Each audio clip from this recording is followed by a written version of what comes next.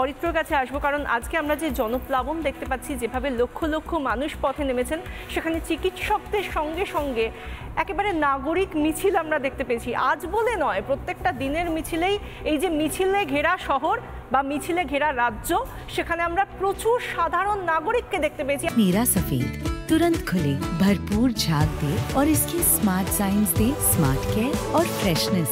मेरी चॉइस मेरा सफेद। আমাদের সহ নাগরিককে দেখতে পেয়েছি। এমন নয় যারা এই মিছিলগুলোতে হাঁটেন তারাই আবার পরের দিনের মিছিলটাতেও হাঁটেন। কেউ কাউকে চিনি না আমরা, কিন্তু আমরা এই মিছিলে সামিল, কারণ আমরা প্রত্যেকে বিচার চাই। এই জায়গা থেকে আজকে যে জনপ্লাবন আর অন্যদিকে উৎসবের সূচনা, কি বলবেন? দেখুন, প্রথমত হচ্ছে যে উৎসব এবং সেলিব্রেশনের মধ্যে একটা পার্থক্য রয়েছে।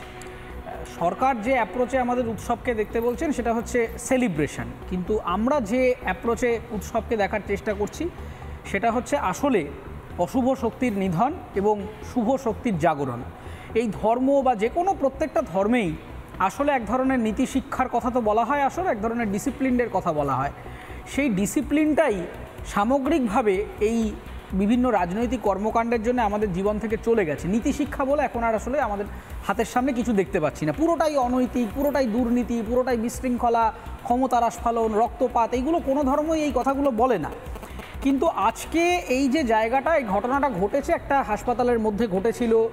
একজন যিনি ভিকটিম তিনি একজন চিকিৎসক হতে পারেন, কিন্তু এই মুহূর্তে আলোচনাটা যে পর্যায়ে চলে গেছে সেটা স্থান, কাল, পাত্র, প্রফেশন সমস্ত কিছুর ভেদাভেদ ভুলে গিয়ে সমস্ত রকম মানুষ একসাথে পার্টিসিপেট করেছেন। শুধুমাত্র তারা যে এই ভিকটিমের জাস্টিস চাইছেন তাই নয়, দীর্ঘদিন ধরে ক্রমাগত সমাজে যে ডিসক্রিমিনেশনগুলো তৈরি হয়েছে, মেয়েদের ওপরে যে নির্যাতনগুলো তৈরি হয়েছে, ওয়ার্কপ্লেস সেফটি নিয়ে যে প্রসঙ্গগুলো বারবার হয়তো এসছে, একাধিক মামলা মোকদ্দমা হয়েছে, সেগুলো অধিকাংশ ক্ষেত্রে হয়তো ইনভেস্টিগেশন অসম্পূর্ণ কিংবা আজও তার বিচার হয়নি, আদালতে ঝুলছে, অথবা বহু ক্ষেত্রে পুলিশ ফিরিয়ে দিয়েছে, নিজেদের মধ্যে বোঝাপড়া করে নিন, এই ধরনের মেডিয়েশন বা আরবিট্রেশনের একটা অসাধু টেকনিক অনেক ক্ষেত্রে নিয়েছে।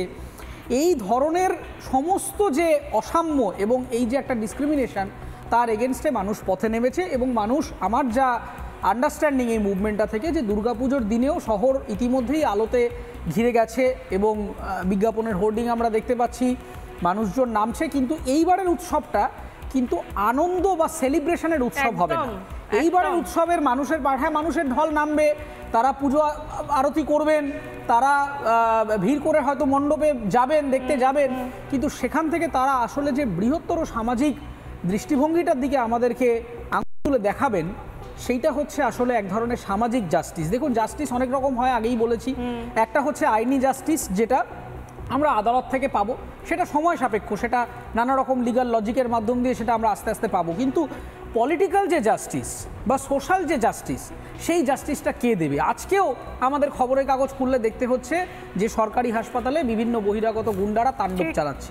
তার মানে যে ক্লজ নিয়ে সুপ্রিম কোর্টে আলোচনা হলো যে চিকিৎসকরা কাজে ফিরবেন, তাদের সুরক্ষার ব্যবস্থা করা হবে, বিভিন্ন জায়গায় সিসিটিভি বসানো হবে, এবং কি অদ্ভুত আর্গুমেন্ট সুপ্রিম কোর্টে। আমি তো আগের দিন পড়ে খবরের কাগজটা দেখে আমি হাসবো না কাঁদবো ঠিক করতে পারছি না। যখন জিজ্ঞাসা করা হচ্ছে যে এত হাজার সিসিটিভি কেন সমস্ত জায়গায় বসেনি, বলা হচ্ছে যে ওখানে তো বন্যা হয়েছে, সেই কারণে বসানো যায়নি। মানে এখন বন্যাটা একটা অজুহাত হয়ে গেল। মানে কাজ না করতে চাওয়ার জন্যে কত রকমের অজুহাতের অবতারণা করাবে। এরপরে বলা হবে পুজো চলে এসছে তাই করা হয়নি, তারপর আবার বলবে ক্রিসমাস এসে গেছে তাই করা হয়নি। প্রত্যেক দিন বলা হচ্ছে, যখন প্রশ্ন করা হচ্ছে সুপ্রিম কোর্টের তরফ থেকে যে এতদিন আপনারা কি করলেন, তখন বলা হচ্ছে আমরা আর কিছুদিন টাইম পেলে করে দেব। জাস্টিসটা দেওয়ার জন্য, পলিটিক্যাল জাস্টিস দেওয়ার মানসিকতাটাই আমাদের চলে যাচ্ছে। দেখতে পাচ্ছি অরিত্র, আমরা যখন দেখতে পাচ্ছি যে মুখ্যমন্ত্রী একদিকে তিনি বার্তা দিয়েছিলেন উৎসবে ফেরার, এবার তিনি যখন বলছেন উৎসবের উদ্বোধন করছেন না কিন্তু দুর্গাপুজোর সূচনা করছেন, সেই জায়গা থেকে তিনি অনেকগুলো কথা কিন্তু বলছেন। তিনি বলছেন যদি আমি আজকে উদ্বোধন করি তাহলে আপনারা নেগেটিভ ন্যারেশন শুরু করে দেবেন যে আমি পুজো উদ্বোধন করেছি পিতৃপক্ষে, অবসান না হওয়ার আগেই। আমরা তিথি নক্ষত্র পাঁজি সব জানি, এই নিয়ে ঠিক কি বলছেন আমরা কখনো কিন্তু এই ধরনের কথা তাঁর কাছে শুনিনি, কিন্তু আজকে তিনি কেন বলছেন সে বিষয় নিয়ে আলোচনা করবো। কিন্তু প্রথমেই শুনে নেব মুখ্যমন্ত্রী ঠিক কি বলেছেন। আপনারা জানেন, আজকে আমি আসলেও আজকে আমি পুজো মণ্ডপ উদ্বোধন করি না, কারণ আগামী কাল থেকে মাতৃপক্ষ শুরু হবে, মহালয়ের পরে সে কাজটা আমি করি। যতই আধুনিক হই, মনে রাখবেন পুজোর দিনক্ষণ কিন্তু আমরা তৈরি করি না, পাজি গেঁথে যারা তৈরি করেন তারা কিন্তু ওই চন্দ্র সূর্য গ্রহ তারা এসব মেনেই করেন। আমাদের এখানেও দেখবেন মহালয়া, অমাবস্যা কেটে যায় পিতৃপক্ষ, চলে আসে দেবীপক্ষ, কালী পুজো হয় আবার অমাবস্যায়, লক্ষ্মী পুজো হয় আবার পূর্ণিমায়। সব কিছুর মধ্যেই প্রকৃতি জড়িয়ে থাকে, আকাশ জড়িয়ে থাকে, আকাশ বাতাস, পাহাড়, সমুদ্র, সবুজ, জল, সব কিছু নিয়েই আমাদের সব কিছু। সবাই ভালো থাকুন, সুস্থ থাকুন, সুন্দর থাকুন। আজকে মণ্ডপের উদ্বোধন না হলেও আগামীকাল হবে। আমি সেই জন্য নামটা দিয়েছিলাম উৎসব উৎসারিত, কারণ অনেকে বলবে এটা নিয়ে ন্যারেটিভ শুরু করে দেবে, পিতৃপক্ষে মমতা ব্যানার্জি উদ্বোধন করে দিয়ে এলেন, অত বোকা মমতা ব্যানার্জি নয়। মমতা বন্দ্যোপাধ্যায় আজকে ভীষণ সাবধানী, এই পুজো উদ্বোধন না পুজো সূচনা না পুজো উৎসারিত, এই নিয়ে ভীষণ সাবধানী, তার কথাতেই আমরা শুনলাম। কিন্তু গত বছর যখন তিনি পিতৃপক্ষের অবসান না হওয়াতেই তিনি বেশ কয়েকবার এরকম করেছেন, তিনি উদ্বোধন করেছেন পুজোর, তখন তো কই তাকে এত কিছু বলতে, এত ব্যাখ্যা দিতে শুনিনি আমরা, এত গ্রামাটিক্যালি কারেক্ট থাকতে তো আমরা শুনিনি। আমরা একটু অঙ্কনের কাছে আসবো, অভ্রর কাছে আসবো। অভ্র, এই যে আমরা দেখলাম মুখ্যমন্ত্রীকে এত ব্যাখ্যা, আমরা কখনো এর আগে তো শুনিনি দুর্গাপুজো নিয়ে এত ব্যাখ্যা, কেন, কিসের প্রয়োজন?